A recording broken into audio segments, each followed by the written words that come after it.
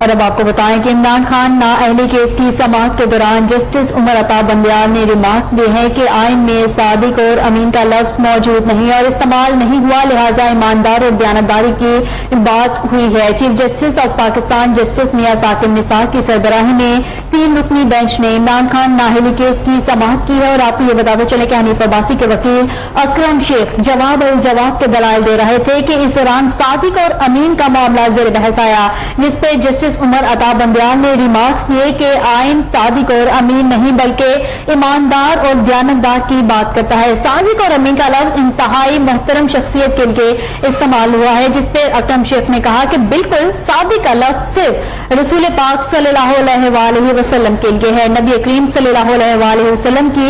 ذات کو کفار بھی صادق اور امین تسلیم کرتے تھے۔ آپ کو بتائیں کہ چیئرمین تحریک انصاف عمران خان کی نااہلی اور تحریک انصاف کی غیر ملکی فنڈنگ کے متعلق مسلم لیگ نون کے رہنما حنیف عباسی نے بھی درخواست کی سماعت جاری ہے اور بتاتے چلیں کہ عمران خان کی نااہلی کے حوالے سے چونکہ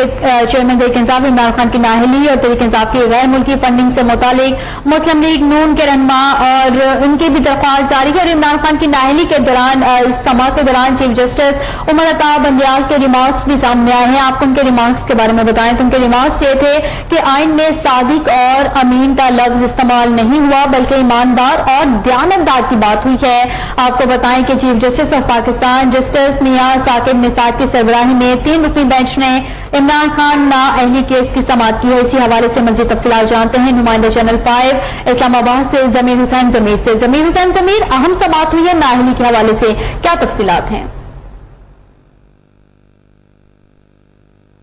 آج عمران خان پارٹی فنڈنگ اور نااہلی کے حوالے سے سماعت ہوئی اور 3 رکنی لارجر بینچ نے اس کیس کی سماعت کی اور چیف جسٹس ثاقب نثار جو ہے وہ اس وہ بینچ کی سربراہی کر رہے تھے اور اس میں آج جو مکمل طور پر دلائل دیے جاتے رہے، اکرم شیخ جو ہے وہ پچھلے تقریباً 3 دنوں سے مکمل طور پر دلائل دے رہے تھے اور تفصیلات بتا رہے تھے۔ آج بھی وہ اپنے دلائل مکمل کرنے کی کوشش کر رہے تھے لیکن آج بھی ان کے دلائل مکمل نہیں ہو سکے، لیکن انہوں نے عمران خان کی جو اثاثہ جات ہے اس حوالے سے باقاعدہ بات کی اور یہ بھی انہوں نے سماعت کے دوران کہا کہ بینظیر بھٹو کے کیس کا حوالہ دیتے ہوئے انہوں نے کہا کہ 11 رکنی بینچ نے ان کے حوالے سے ایک فیصلہ دیا تھا جس میں انہوں نے کہا تھا کہ تمام پارٹیاں جو ہے اس پہ پابندی لگا دی گئی تھی کہ وہ آڈٹ کرانے کی جو ہے پابند ہے اور اس سے لے کر ابھی تک جو ہے وہ قانون لاگو ہے اور پاکستان تحریک انصاف جو ہے وہ بھی پارٹی فنڈنگ کے حوالے سے اپنے مکمل طور پر جو ہے وہ اثاثہ جات اور یہ تمام چیزیں بتانے کا پابند ہے، لیکن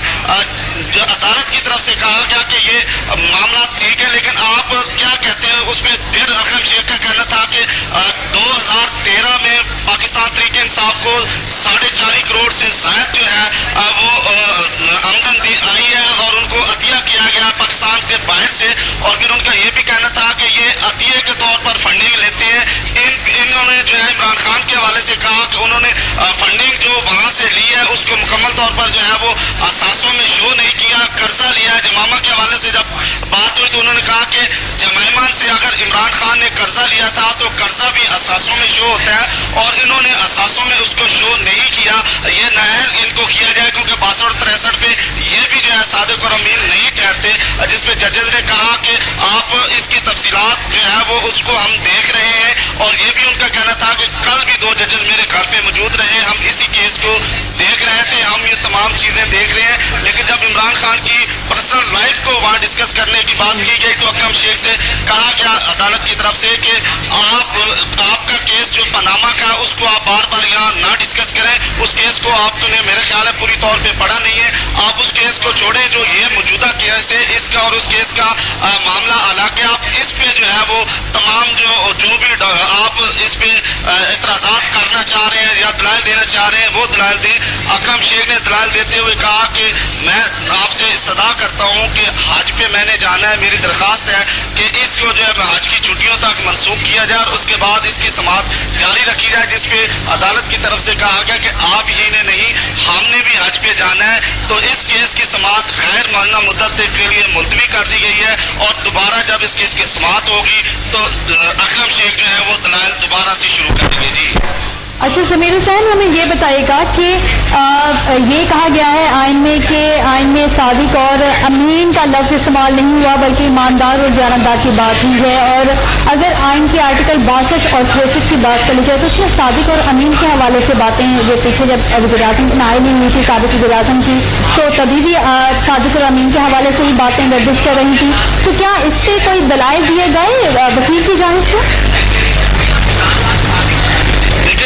असासों की बात बार बार की जाती रही, क्योंकि इमरान खान की जो पार्टी फंडिंग है उस पर बात हुई और फिर जो उन्होंने बनी गाला में घर बनाया है उस पर बातचीत की गई और वहाँ से उनके दलाइल दिया गया कि उन्होंने पार्टी फंडिंग भी ली है और उसके अलावा जो जमाइमा से कर्ज लिया था उसको उन्होंने अपने असासों में शो नहीं किया, जबकि कर्ज के हवाले से कहा गया और फिर अदालत की तरफ से जब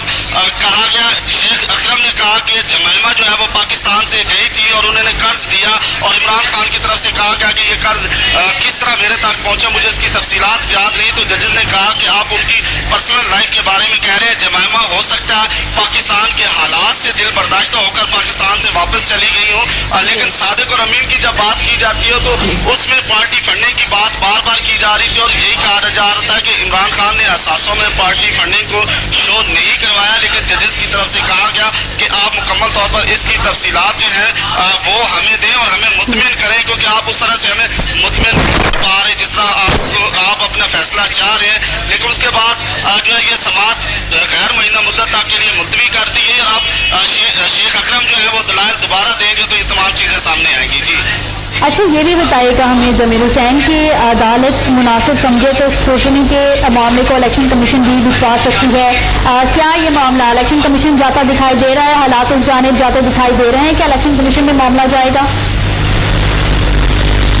देखिए जी, अब जजेस ने ये फैसला जो है ये इसकी समाअत मुलतवी की है, फिर उसके बाद जब दोबारा दलाइल होंगे तो फैसला महफूज होगा, लेकिन इलेक्शन कमीशन की तरफ ये चीज़ अभी हमें जाती हुई नजर नहीं आ रही, क्योंकि अदालत के अंदर अभी तक दलाइल दिए जा रहे हैं। अकरम शेख जो है वो दलाइल दे रहे हैं और नईम बुखारी अपने दलाइल मुकम्मल कर चुके हैं, उन्होंने अपने तमाम दस्तावेजात जो पाकिस्तान तहरीक इंसाफ की तरफ से तलब की गई थी वो जमा करवा दी गई हैं और अब अकरम शेख जो है वो मुसलसल दलाइल दे रहे थे, आज भी वो दलाइल देते हुए पाकिस्तान तहरीक इंसाफ की पार्टी फंडिंग पे बात कर रहे थे कि ये अतिया लेते हैं, फिर ये जो फंडिंग बाहर से ले रहे हैं ये गैर कानूनी है और ये पाकिस्तान की सालमियत के खिलाफ इस्तेमाल की जाती है, इस पे पाबंदी लगाई जाए। और फिर ये भी कहा गया कि इमरान खान जो है वो सादिक और अमीन नहीं रहे, क्योंकि उन्होंने जो कर्जा लिया है जमाइमा से उसको भी असासों में शो नहीं करवाया, इसलिए। लेकिन अब ये अदालत डिसाइड करेगी कि इलेक्शन कमीशन जमाइमा का कर्जा भी असासों में शो नहीं करवाया गया के लिए मुलतवी कर दी गई है। और बहुत शुक्रिया ज़मीर हुसैन ज़मीर, आप हमें सारी सूरत हाल से अपडेट कर रहे थे।